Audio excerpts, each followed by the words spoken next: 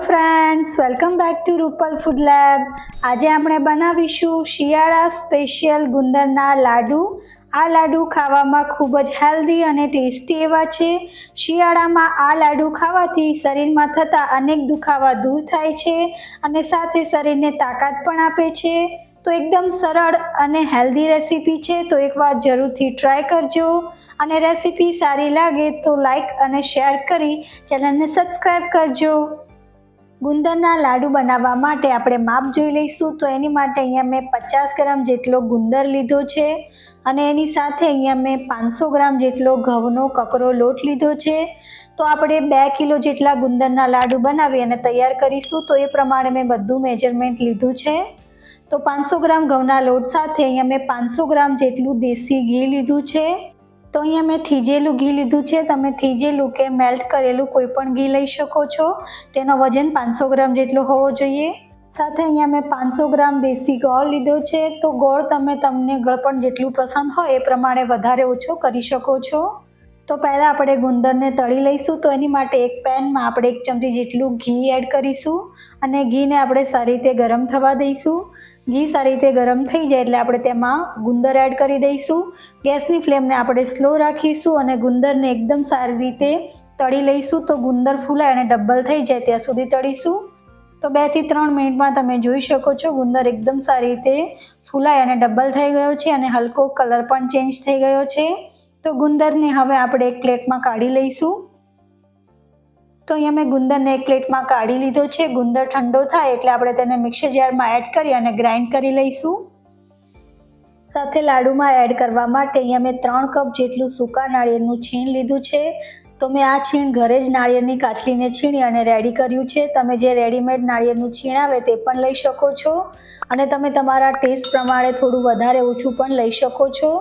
તો આપણે તેને એ જ પેનમાં એડ કરી દઈશું।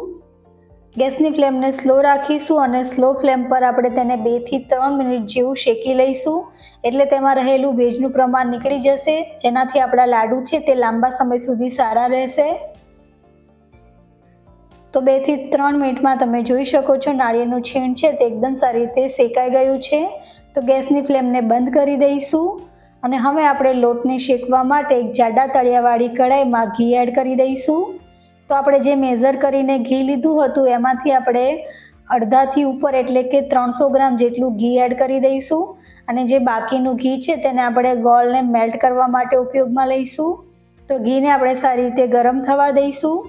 ઘી સારી રીતે ગરમ થઈ જાય એટલે મેઝર કરીને રાખેલો ઘઉંનો કકરો લોટ ઉમેરી દઈશું। ગેસની ફ્લેમને મીડિયમ ટુ સ્લો સાઈડ રાખીશું અને લોટને આપણે ઘી સાથે એકદમ સારી રીતે મિક્સ કરી લઈશું। શરૂઆતમાં લોટ છે તે બધું જ ઘી એબ્ઝોર્બ કરી લેશે, પછી જેમ જેમ લોટ શેકાવા લાગશે તેમ તેમાંથી ઘી રિલીઝ થવા લાગશે। તો અહીં આપણે ગેસની ફ્લેમને મીડિયમ રાખી અને લોટને એકદમ સારી રીતે શેકી લઈશું। લોટમાંથી ઘી છૂટું પડવા લાગે અને એકદમ સારી એવી સુગંધ આવે ત્યાં સુધી આપણે લોટને શેકીશું। તો 10 મિનિટ જેવું થઈ ગયું છે અને તમે જોઈ શકો છો લોટ એકદમ સરસ રીતે શેકાઈ ગયો છે। લોટમાંથી ઘી પણ રિલીઝ થવા લાગ્યું છે અને એકદમ સારી એવી સુગંધ આવવા લાગી છે અને આપણો લોટ છે તે એકદમ સરસ રીતે ફ્લફી થઈ ગયો છે। તો લોટ એકદમ સારી રીતે શેકાઈ જાય પછી જે આપણે ગુંદરને તળીને રાખ્યો તો એનો પાવડર કરી લીધો છે એ પાવડર એડ કરી દઈશું અને એકદમ સારી રીતે મિક્સ કરીશું। સાથે જ અહીંયા મેં 1 ચમચી ગંઠોડા પાવડર લીધો છે એ પાવડર એડ કરી દઈશું। તો આ બધા જ પાવડર છે તે તમને કરિયાણાની દુકાને મળી જશે। એની સાથે અહીંયા આપણે 1 ચમચી જેટલો સૂંઠ પાવડર એડ કરીશું। તો આ બધા જ પાવડર છે તે શરીર માટે ખૂબ જ ફાયદાકારક છે, એટલે તે જરૂરથી એડ કરવા। એકદમ સારી રીતે મિક્સ થઈ જાય એટલે ગેસની ફ્લેમને બંધ કરી દઈશું અને હવે આપણે ગોળને મેલ્ટ કરવા માટે એક કઢાઈમાં જે વધેલું ઘી હતું તે એડ કરી દઈશું અને ઘીને આપણે એકદમ સારી રીતે ગરમ થવા દઈશું। ઘી સારી રીતે ગરમ થઈ જાય એટલે આપણે મેઝર કરીને રાખેલો ગોળ ઉમેરી દઈશું। તો અહીંયા મેં દેશી ગોળ લીધો છે। ગોળને આપણે ઘી સાથે એકદમ સારી રીતે મિક્સ કરી લઈશું। અહીંયા મેં ગોળનું પ્રમાણ થોડું વધારે લીધું છે। જો તમને ગળપણ થોડું ઓછું પસંદ હોય તો તમે થોડો ઓછો ગોળ પણ લઈ શકો છો। તો અહીંયા આપણે ગોળનો વધારે પાયો નથી કરવાનો, નહીં તો આપણા લાડુ છે તે કડક થઈ જશે। ગોળ ઘીમાં મેલ્ટ થઈ જાય અને ઉપર થોડો આવી જાય ત્યાં સુધી થવા દઈશું। તો 3 થી 4 મિનિટમાં તમે જોઈ શકો છો ગોળ એકદમ સારી રીતે મેલ્ટ થઈ ગયો છે અને ઉપર પણ આવી ગયો છે. તો ગેસની ફ્લેમને બંધ કરી દઈશું અને હવે આ બધી જ વસ્તુને આપણે એક મોટા વાસણમાં કાઢી લઈશું. તો પહેલાં આપણે તેમાં શેકેલો ઘઉંનો લોટ ઉમેરી દઈશું. સાથે આપણે તેમાં શેકીને રાખેલું સૂકા નાળિયેરનું છીણ ઉમેરીશું. હવે આપણે તેમાં ડ્રાયફ્રૂટ્સ પાવડર ઉમેરીશું. તો અહીંયા 100 ગ્રામ જેટલો બદામનો પાવડર ઉમેરીશું.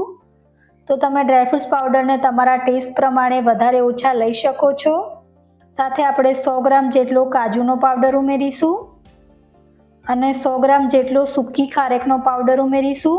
તો આ બધા જ પાવડરને મેં ઘરે જ મિક્સર જારમાં ગ્રાઇન્ડ કરી અને રેડી કર્યા છે.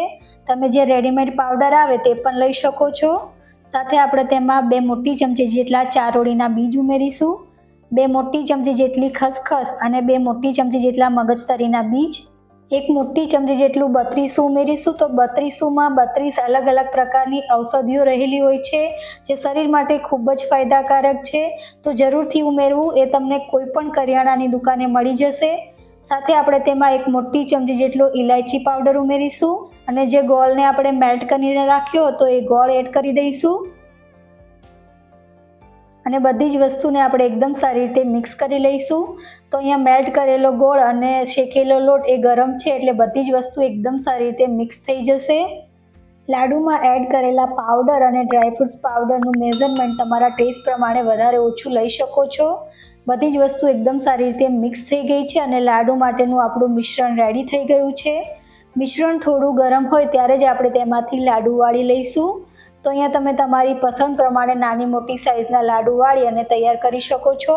હું મીડિયમ સાઇઝના લાડુ બનાવી અને તૈયાર કરી લઈશ. તો તમે જોઈ શકો છો કે એકદમ ઇઝીલી લાડુ બની જાય છે. તો આવી રીતે આપણે બધા જ લાડુને બનાવી અને તૈયાર કરી લઈશું. તો અહીંયા મેં બધા જ લાડુ બનાવી અને તૈયાર કરી લીધા છે. આપણા 2 કિલો જેટલા ગુંદરના લાડુ બની અને તૈયાર થઈ ગયા છે. તો તમે જોઈ શકો છો કે કેટલા સરસ આપણા ગુંદરના લાડુ બન્યા છે. શિયાળામાં એનર્જીથી ભરપૂર એવા આ ગુંદરના લાડુની રેસીપીને એકવાર જરૂરથી ટ્રાય કરજો.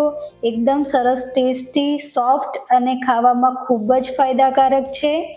તો આ લાડુ શિયાળામાં રોજ એક ખાવાથી શરીરમાં થતા અનેક દુખાવા દૂર થાય છે અને શરીરને ખૂબ જ એનર્જી મળે છે. તો શિયાળા સ્પેશિયલ રેસીપી તમને કેવી લાગી એ મને કમેન્ટ કરીને જરૂરથી જણાવજો. અને જો રેસીપી સારી લાગી હોય તો રેસીપીને લાઈક કરી વધારેમાં વધારે શેર કરજો અને ચેનલને હજી સુધી સબસ્ક્રાઈબ ના કરી હોય તો ચેનલને સબસ્ક્રાઈબ કરજો. Thank you for watching.